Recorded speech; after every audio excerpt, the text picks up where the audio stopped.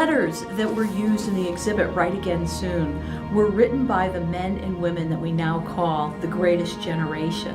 What's amazing is that when we read these letters, we realize that these men and women were young men and young women. They were barely more than boys and girls, and yet they endured the horrific events of World War II and captured their feelings, their emotions, their actions during wartime in these evocative personal letters. Last night as the moon rose and shone glisteningly on the ocean and lit the world up as only the moon can, I smiled and thought of you. It was like so many times when we were together out in the palms and along the causeway. How beautiful those moments were and how much they mean to me now when you are so far apart. Back then the letters were so personal, and you could, by reading them, you could just see the raw emotion that was with each person and each person's relationship. It's a remarkable experience for the students. I think they experience several things at once. First, their idea of war letters is that these are going to be letters about Nazis, about bombs, about tanks, but they're not. They're letters about personal feelings, about hopes and dreams, and even about some of their fears. It may be difficult for you to understand this after the way I've acted, but all I can say on my behalf is that I was a fool. If only I hadn't been so blind and selfish, I'm sure things would have worked out differently. It's tough when all you can do is think and dream, only to awaken to find that the world you might have had has fallen from its pedestal to be smashed into countless pieces. Just sitting down with a pen and paper is so intimate and revealing, and you really have to take the time to think about what you want to say, and you're writing it all down. You don't have that much paper, you don't have that much time, so I think there was a lot more thoughtful communication happening in that generation as opposed to ours.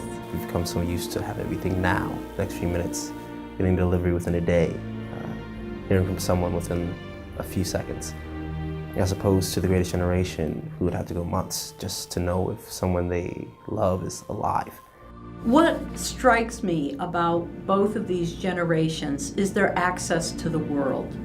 The greatest generation, those men and women who fought overseas, came to experience life beyond the United States. Granted, life in a terrible time period, but still a period of time that opened their vision to the world. Our generation today, through technology, has that same sort of access. So in their own ways, both generations have a global perspective. The biggest challenge facing my generation would have to be the advancement of social media. We have the chance to be more globally connected to the world than ever before, but at the same time, it also gives us the opportunity to kind of shut ourselves out. I think the biggest challenge for us will be to find a way to overcome this and use communication as a way to make the world a better place, as a way to stay in touch and to move forward, kind of like the greatest generation. I think the legacy the greatest generation left was that there's always going to be another war or conflict, but trying to do your best and approach it with confidence and approach other human beings with compassion, which is something you see again and again in the letters when they write home to their mothers and their wives and their brothers and tell them, oh, it's okay over here and it will be better tomorrow. I think the legacy that they left behind was always approaching your struggles with a sense of humanity, both your own and the other person's, even in times when that's very hard to do. The greatest generation gave us two things, and they're connected. The first is that sense of hope for a better world and a better tomorrow. We know that from these letters. Although soldiers are writing in times of war, although women on the home front are writing about the challenges of keeping their families together, these letters contain that firm belief in the dream for what will come next and that it will be good.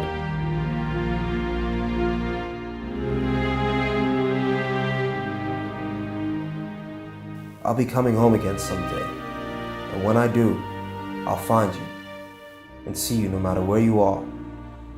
Love, the kid.